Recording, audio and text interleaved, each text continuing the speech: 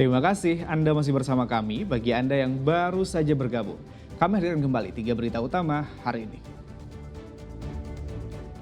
Ditinggal umroh oleh mertua, seorang menantu nekat membobol rumah mertua lalu mencuri perhiasan dan uang tunai bersama mantan pacarnya.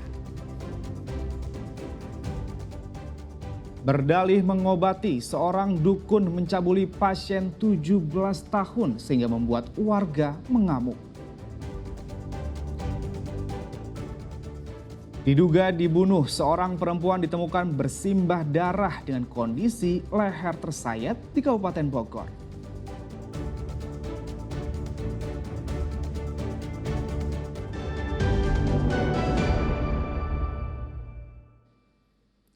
Seorang pekerja bangunan di Kabupaten Bogor terpental dari atap klinik gigi dan nyaris meregang nyawa akibat tersengat aliran listrik tegangan tinggi. Proses evakuasi dramatis karena korban dalam kondisi tidak sadarkan diri akibat luka bakar di kepala.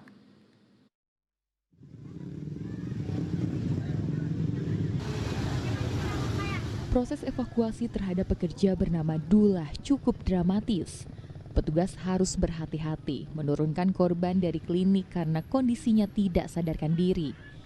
Pria berusia 53 tahun ini tidak sadarkan diri usai terpental ke dinding akibat tersengat aliran listrik tegangan tinggi. Korban tersetrum saat mencharge ponsel namun menempel pada kabel tegangan tinggi.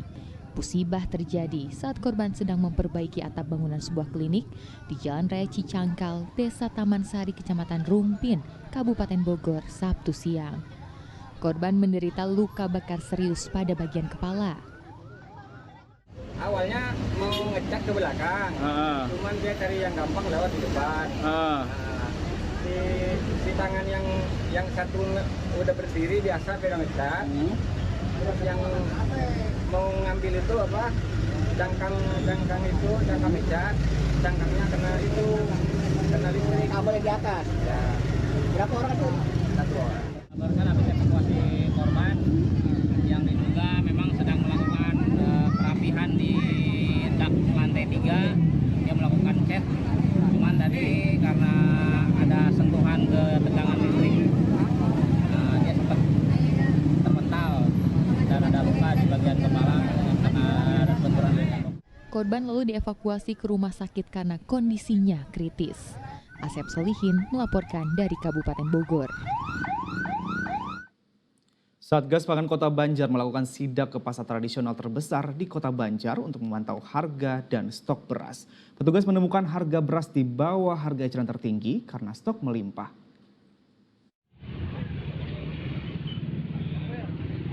Sidak dilakukan Satgas Pangan Kota Banjar di pasar tradisional terbesar Sabtu siang. Petugas memantau harga jual beras apakah sesuai dengan harga eceran tertinggi seperti yang ditetapkan pemerintah. Dari hasil sidak, didapati harga beras justru dijual dengan harga di bawah eceran tertinggi. Harga beras medium lokal dijual Rp13.000 per kilogram, sedangkan beras premium Rp14.500 per kilogram. Pada harga eceran tertinggi, beras medium Rp13.500 dan beras premium Rp14.900 per kilogram untuk wilayah zona 1 seperti Pulau Jawa. Itu masih sesuai dengan harga head, malah lebih rendah. Kalau headnya premium itu 14.900 dan untuk stok beras alhamdulillah masih cukup untuk bu. Kita harapan dengan kegiatan sidak bersama dengan dari melibatkan dari Dinas Perdagangan, Dinas Pertanian, dari Bulog, kita berharap tetap harga beras di Kota Banjar itu tetap stabil sesuai dengan harga head pemerintah.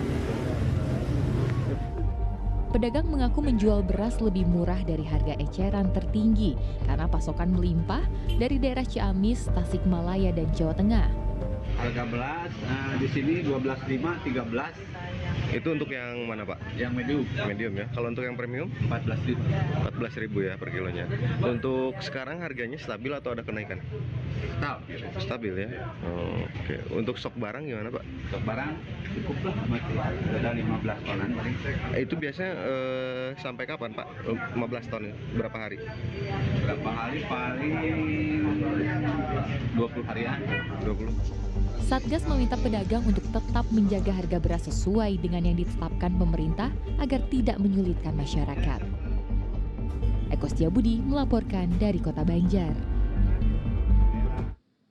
Warga desa Bojongkulur di Kabupaten Bogor nekat menyegel kantor desa karena kebijakan kepala desa dianggap arogan dan tidak transparan. Akibatnya pelayanan publik lumpuh total sehingga pelayanan administrasi warga tidak bisa dilakukan. Inilah puncak kekecewaan warga desa Bojongkulur di Kecamatan Gunung Putri, Kabupaten Bogor. Mereka terpaksa menyegel kantor desa karena kebijakan Kepala Desa Firman Riansyah dinilai arogan dan tidak transparan. Penyegelan ini berdampak pada lumpuhnya pelayanan desa. Sejumlah warga terpantau harus pulang karena tidak ada petugas yang melayani pengurusan administrasi. Aparat gabungan TNI, Polri, dan Satpol PP berjaga di sekitar kantor desa untuk mencegah aksi anarkistis warga. Penyegelan kantor desa merupakan lanjutan aksi sejak 15 September lalu. Pada saat itu, warga mendesak kepala desa mundur. Namun sejauh ini, polisi belum mendapat aduan warga terkait sang kepala desa. Nggak bisa pelayanan sama sekali? Ini digembok begini, dikunci. Oh. Kita mau minta bantuan sama siapa? Oke, sebagai warga gimana Pak? Terdampak nggak sih dengan kondisi seperti ini Pak? Ya pastinya Pak, itu harus pasti. Itu pasti, karena kayak sekarang kan ini masalahnya, saya mau tarik uang aja untuk minta bantuan ke kantor desa, nggak ada pelayanan begini, akhirnya saya kan nggak bisa nanti nih. Oh, sebagai warga? Harapannya sih mudah-mudahan ke depannya itu pelayanannya bagus supaya nggak sampai ada seperti ini lagi ya. Ada beberapa ruangan. Ruangan gitu? Iya, ruangan termasuk ruangan kepala desa. Di gemboknya itu sejak kapan dan? Informasi? Yang saya dapat info sih tadi malam. Cuma untuk kepastiannya sendiri berkaitan dengan orang-orang yang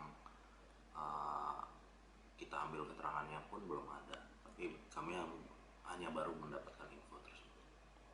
Berarti untuk motifnya belum diketahui juga? Ya, belum.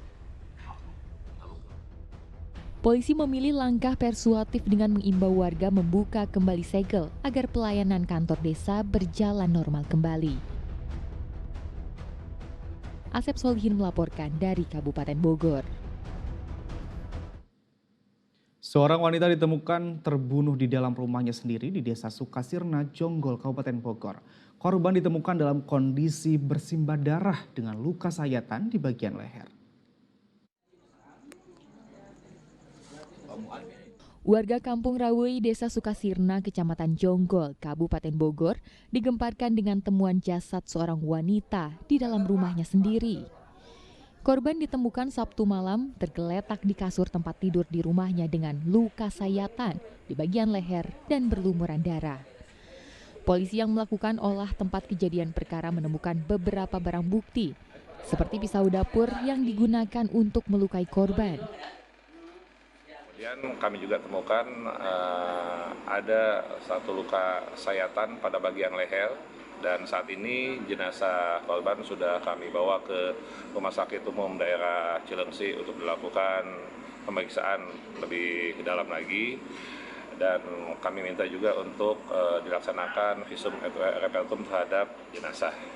Untuk perkaranya sendiri sedang dalam penanganan kami dan masih dalam proses penyelidikan lebih lanjut. Beberapa orang sudah kita mintai keterangan dan juga kita amankan barang bukti yang ada di TKP dalam rangka pemeriksaan lebih lanjut dan penyelidikan lebih lanjut. Kini jenazah sudah dievakuasi ke rumah sakit dan polisi mengadakan penyelidikan lebih lanjut untuk memastikan penyebab kematian korban. Asep Solihin melaporkan dari Kabupaten Bogor.